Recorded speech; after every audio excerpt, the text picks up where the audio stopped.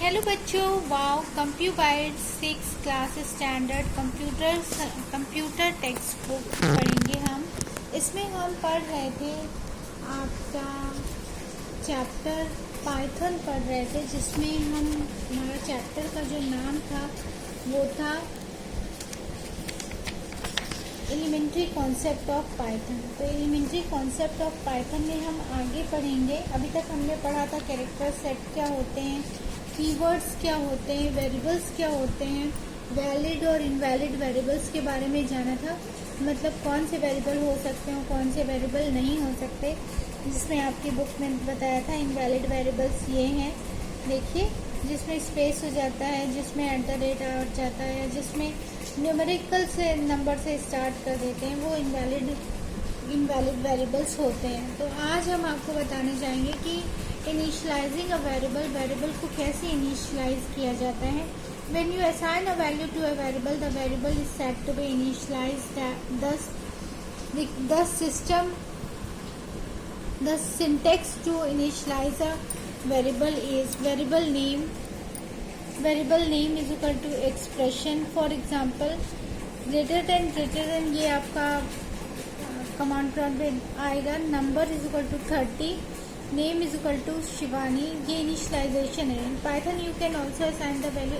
Initialising मतलब जैसे हमने कहा, हमने 30 रुपीज़ आपको दे दिया, तो श्याम को हमने 30 रुपीज़ दे दी, राम को हमने 20 रुपीज़ दे दी। तो हमने एक वैल्यू असाइन कर दी कि उसको 30 रुपीज़ दे दिया, उसको 20 रुपीज़ दे दिया। या फिर आपका नाम है, कह दिया कि आप शिवानी हो, कह दिया आप अल्फिया हो, कह दिया आप अलशिफा हो, कह दिया आप मिस्टी हो, तो आपका नाम असाइन हो गया है ना। तो इसी तरीके से कोई वैल्यू को असाइन करते हैं। यहाँ पर a is equal to B is equal to C is equal to D is equal to 5 में a भी 5 है, b भी 5 है, c भी 5 है, d भी 5 है, d में भी 5 की वैल्यू है। तो इस तरीके से हम इनिशियलाइज करते हैं बच्चों। तो अच्छा बच्चों, अब हम आपको बताएंगे लिटरल्स के बारे में। लिटरल्स क्या कहते हैं, लिटरल्स किसे कहते हैं। लिटरल्स बहुत इंपॉर्टेंट होता है। Literals are the values that you assign to a variable. जो कुछ भी वैल्यू हम असाइन करते हैं वेरिएबल में, उन्हें हम लिटरल्स कहते हैं। देखो बच्चों, ये सब टर्मिनोलॉजी है, इन्हें कहते हैं टर्मिनोलॉजी। टर्मिनोलॉजी मतलब किस नाम से आप जानोगे क्या चीज़ है, क्या चीज़ कौन सी है। जैसे वेरिएबल्स क्या होते हैं, वेरिएबल जिनमें वैल्यू को असाइन की जाती है वो होते हैं। और लिटरल्स क्या होते हैं, जो वैल्यू असाइन की जाती है वो लिटरल्स होते हैं। जैसे a इज इक्वल टू 5 करा या d इज इक्वल टू 5 आप देख रहे हो, तो d क्या है, वेरिएबल है, और 5 क्या है, लिटरल है। तो d वेरिएबल में 5 लिटरल असाइन किया गया है। तो इस तरीके से हम लिटरल्स भी पहचानने लगेंगे। जब धीरे धीरे हम प्रैक्टिस करेंगे ना, तो हम पहचानने लगेंगे कि कौन सा वेरिएबल होता है और कौन सा लिटरल्स होता है। When an integer value is assigned to a variable is called an integer literal, or when a decimal value is assigned to the variable is called a decimal literals, float literals, जिसे हम float कहते हैं। float का नाम सुन लो बच्चों, float बहुत important होता है, और जिनमें हम वैल्यू को राउंड फिगर में नहीं लिखते, पॉइंट में लिखते हैं, वो float कहलाता है। When a character value is assigned a variable within either single quotes or double quotes, then it is called string। और string भी जान लो बच्चों। न्यूमेरिक इंटीजर तो आपने मैथ्स में भी पढ़ा होगा, फ्लोट भी, लेकिन इसे मैथ्स में डेसिमल वैल्यू बोलते हैं, जिसे हम कंप्यूटर्स में फ्लोट वैल्यू बोलते हैं। तो वहाँ पर फ्लोट हो जाएगा। जैसे पाई की वैल्यू 3.14142 है, तो ये फ्लोट वैल्यू है, जिसे हम डेसिमल वैल्यू भी कहते हैं। स्ट्रिंग लिटरल क्या होता है, स्ट्रिंग बेटा आप जानते हो ना, जो अल्फ़ाबेट्स का कलेक्शन होती है ना, उन्हें स्ट्रिंग कहते हैं। जैसे तुम्हारा नाम अल्फिया है ना, तुम्हारा नाम अलशिफा है ना, तुम्हारा नाम मिस्टी है तुम्हारा नाम, तो ये सब क्या है, स्ट्रिंग है। MISTHI मिस्टी स्ट्रिंग है, अल्फिया स्ट्रिंग है। तो हम इसे न्यूमेरिक वैल्यू तो नहीं कहेंगे ना बच्चों, ना ही हम इसे फ्लोट वैल्यू कहेंगे। इसका तो कुछ खास ही नाम होना चाहिए। तो इसका खास नाम क्या है, स्ट्रिंग। तो इसे हम स्ट्रिंग कहते हैं। अब आते हैं, अब तक तो समझ में आ गया होगा ना कि कैसे वैल्यू को असाइन करते हैं, क्या लिटरल्स होते हैं और क्या वेरिएबल्स होते हैं, और लिटरल्स कौन कौन से हो सकते हैं। ठीक है, अब आते हैं डेलिमीटर्स के बारे में। एक बार और आपको बता दें, वेरिएबल जिसमें वैल्यू को असाइन करते हैं और जो वैल्यू असाइन करते हैं उसे लिटरल कहते हैं। ठीक है, अब आते हैं डेलिमीटर्स पे। In Python delimiters are symbol that perform three special roles: grouping, punctuation and assignment, binding of the object of the name. When a variable, देखिए यहाँ पे एक क्विज दी हुई है, what is a variable? Find out meaning and explain why it is called variable in mathematics.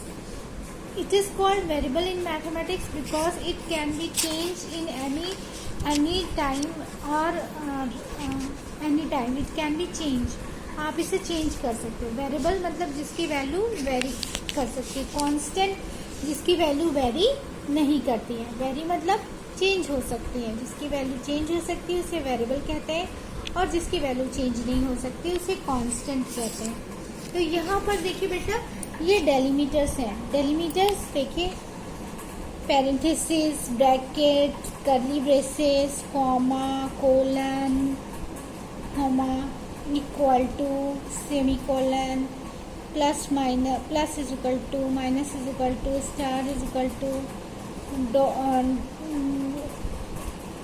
Slash is equal to, mod equal to, ये सारे चीज़ division बोलते हैं। इसको डिवीज़न बोलते हैं, इसको मॉड बोलते हैं। इसमें रिमाइंडर आता है, इसमें डिविडेंड आता है। यहाँ पे आपका M% इज इक्वल टू, ये लॉजिकल ऑपरेटर्स हो गए सब, है ना।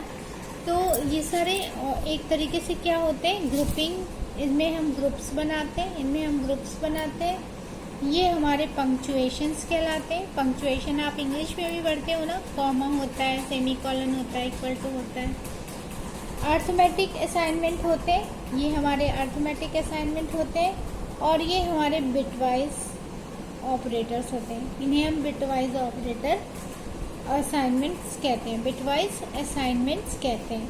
तो ये हमारे बिटवाइज असाइनमेंट हो गए, जो लास्ट वाला है, ये जो दिख रहा है ना, ये बिटवाइज असाइनमेंट हो गए। ये अर्थमेटिक असाइनमेंट हो गए, ये पंक्चुएशन हो गया, और ये ग्रुप हो गए। तो इनको भी आपको याद करना पड़ेगा, और जब आप अपने प्रोग्राम्स बनाओगे तो प्रैक्टिस से अपने आप आपको लर्न हो जाएगा। Commands in Python. अब हम आते हैं command in Python. A comment is program readable note. अच्छा, तो इसमें कमांड्स इन पाइथन में हम सबसे बड़े पढ़ेंगे कमेंट्स इन पाइथन। कमेंट्स कैसे लिखते हैं पाइथन में। लेकिन बच्चों, आपको ये भी तो पता होना चाहिए कि कमेंट होता क्या है और कमेंट की ज़रूरत क्यों पड़ती है। हम कमेंट क्यों लिखते हैं पाइथन में। जी हाँ, जब अभी आप बिगनर हो ना, आप अभी छोटे छोटे प्रोग्राम्स बनाओगे, तो उसमें भी आपको जानने के लिए कि हमने कौन सा प्रोग्राम बनाया है, ये कहाँ लिखते हैं, कमेंट में लिखते हैं। यानी कमेंट में आप बता दोगे कि हमने एडिशन का प्रोग्राम बनाया है। जैसे एक हेडिंग डालते हैं ना, लेकिन हेडिंग अगर आप शो करना चाहते हैं तो वो कमेंट में नहीं आएगा। लेकिन जो कमेंट होगा वो एग्जीक्यूट नहीं होता, रन नहीं होता, वो आउटपुट में दिखाई नहीं पड़ता। वो कमेंट होगा, जब आप अपने प्रोग्राम को रन कराओगे ना तो वो दिखाई नहीं पड़ेगा। जब आप अपना प्रोग्राम खोलोगे ना कि हमने किस चीज़ का प्रोग्राम बनाया है, तब वो दिखाई पड़ेगा। तो this is a new line comment करके हमने अगर हैश लिखा तो राइटिंग, तो वो एक बस कमेंट की तरह रहेगा, वो एग्जीक्यूट नहीं होगा, कोई भी एरर नहीं दिखाई देगा। जैसे यहाँ पे a इज इक्वल टू 12 + 34 लिखा है ना, तो 12 + 34 का रिजल्ट 6 और 4 46 तो दिखाई पड़ेगा। लेकिन ये वाली line comment with the line of A code hash, ये नहीं दिखाई पड़ेगा। ये हमें बता रहा है कि comment with the line of code. या यहाँ पर लिख दें addition of 2 number, hash addition of 2 number, तो हम ये जान पाएंगे कि हमने यहाँ पर एडिशन किया हुआ है 2 नंबर का, जब हम अपने प्रोग्राम को खोलकर देखेंगे। लेकिन अगर नहीं देखेंगे तो हमें वो दिखाई नहीं पड़ेगा, क्योंकि आउटपुट में वो नहीं आता। अब आते हैं प्रिंट स्टेटमेंट। अब एक छोटे से स्टेटमेंट के बारे में बात करेंगे, यानी कमांड्स के बारे में बात करेंगे। तो सबसे पहले हमारे पास आता है print command, print statement. Any instructions that Python interpret execute is called statement. जो भी मतलब एग्जीक्यूट होता है उसे हम स्टेटमेंट कहते हैं, जिसे हम इजी लैंग्वेज में कमांड भी कहते हैं। जो हम कमांड लाइन में लिखते हैं। तो the print statement prints the output of the Python shell और पाइथन कमांड लाइन। देखिए प्रिंट लिखा तो प्रिंट वैल्यू एक्सप्रेशन, जैसे प्रिंट मैसेज लिखा, प्रिंट मैसेज वैल्यू एक्सप्रेशन लिखा। कुछ ज़्यादा टेंशन लेने की ज़रूरत नहीं है बच्चों, बस इतना जानिए प्रिंट क्या कर देता है, प्रिंट कर देता है कोई भी नंबर। अगर हमने प्रिंट यहाँ पर डबल कोट्स में हेलो लिखा है तो आप एंटर प्रेस करेंगे तो हेलो लिखकर आ जाएगा। तो जैसे यहाँ पर एक छोटा सा प्रोग्राम लिखा हुआ है, print 2 + 3, print hello how are you, print the sum of 2 and 3 is 2 + 3, ये लिखा हुआ है ना। तो इसका आउटपुट देखिए बेटा ये आएगा। जब आप इसे रन कराओगे ना, इसमें यहाँ पे जाकर जब रन प्रेस करोगे, इस पर क्लिक करोगे ना, तो पहला वाला जो ऑप्शन आएगा उस पर क्लिक करोगे तो रन हो जाएगा आपका ये प्रोग्राम, रन हो जाएगा। और जब रन हो जाएगा आपका ये प्रोग्राम तो आपको इस तरीके से फर्स्ट स्टेटमेंट में ब्लैंक लाइन दिखाई पड़ेगी, क्योंकि वहाँ यहाँ पर देखो सिर्फ प्रिंट लिखा है। पहला स्टेटमेंट ब्लैंक लाइन आ जाएगी। फिर प्रिंट 2 + 3 लिखा है तो यहाँ पे 5 आ जाएगा। फिर statement will print string hello how are you, ये प्रिंट करेगा। फिर statement will print string value the value of 2 + 3 = 5 print करेगा। इसलिए बच्चों बहुत मज़ेदार होती है और बहुत इजी है, इसलिए आप लोग बहुत इंजॉय करोगे इसको पढ़ते समय, और बहुत ही आसान भी है ये। तो चलिए आज का यहीं पर फिनिश करते हैं। अब हम नेक्स्ट में बताएंगे आपको use of comma operator in print statement, साथ ही आपको बताएंगे use of concatenation of print statement. Concatenation का मतलब होता है, चलिए इसी वीडियो में हम आपको बता देते हैं कॉन्कैटनेशन। कॉन्कैटनेशन मतलब होता है स्ट्रिंग कॉन्कैटनेट कर देना, दो स्ट्रिंग को जोड़ देना, तो दो स्ट्रिंग आपस में जुड़ जाती हैं। जैसे my name is Shivani + Jain, तो इसका आउटपुट आएगा my name is Shivani Jain, यानी दो स्ट्रिंग जुड़ गई। ठीक है, तो इस तरीके से ये हमारा यहाँ पर चैप्टर जो है, चैप्टर के एंड में हम लोग पहुँच जाते हैं कि हमें छोटे छोटे प्रोग्राम्स लिखने आ जाते हैं, इनपुट। और उसके बाद अब हम आपको बताएंगे नेक्स्ट वीडियो में। आपको मेरा वीडियो पसंद आए हो तो लाइक और सब्सक्राइब ज़रूर कीजिए। Thank you.